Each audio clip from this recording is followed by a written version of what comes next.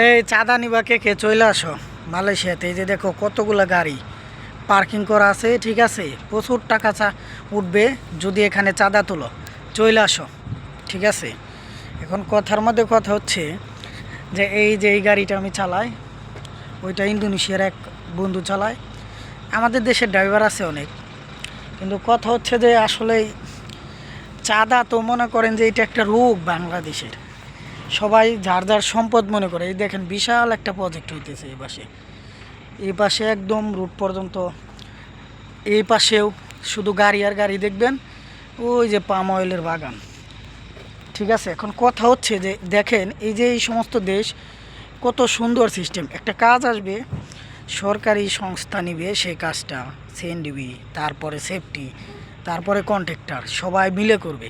আর একটা কাজের গ্যারান্টি দেওয়া থাকে 50 বছর 100 বছর এইরকম করে, ঠিক আছে। একটু যদি মনে করেন পাইলিং করে, পিলার করে, যদি মাটির সমস্যা হয় ওইটা আবার খুদে বের করবে, ঠিক আছে। তো আসলে সততা, আদর্শ, এই জিনিসটা যদি থাকে আমাদের দেশে তাহলে দেশ আগানো সম্ভব।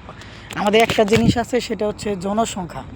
এটা মনে করেন যে আমাদের জন্য এক ধরনের কি বলে বরকত, কিন্তু সেটাকে সঠিকভাবে প্রয়োগ করতে হবে, সঠিক কাজে লাগাতে হবে। যদি মনে করেন সঠিকভাবে কাজে লাগানো যায় তাহলে দেশ এগিয়ে নেওয়া কোনো ব্যাপারই না। কারণ আমরা দেশের বাইরে থাকি, তো আমরা জানি আমরা যে টাকা সেভ করি, এই সমস্ত দেশের মানুষ একই প্রায় সেম বেতন পায়, কিছু 200-300 টাকা বেশি পাইতে, তো ওদের কিছুই থাকে না সংসার টংসার চালিয়ে। আর আমরা 1 লাখ টাকা দেশে পাঠাইলে বা 70,000 50,000 যাই পাঠাই, ওইটা মনে করেন যে রেখে দিবে, ঠিক আছে। হয়তো 10-20 হাজার টাকা খরচ করতে পারে। কিন্তু এই যে কোটি মানুষের উপরে প্রবাসী, প্রায় মনে হয় অবৈধ মিলিয়া 2 কোটির মতো, তাহলে কতটি ফ্যামিলি। অথচ গ্রামে গঞ্জে বিল্ডিংও হইতেছে, কিন্তু দেশের উন্নয়ন নাই। কারণ একটাই, দেশের টাকা চুরি করে দেশের বাইরে বাড়ায়।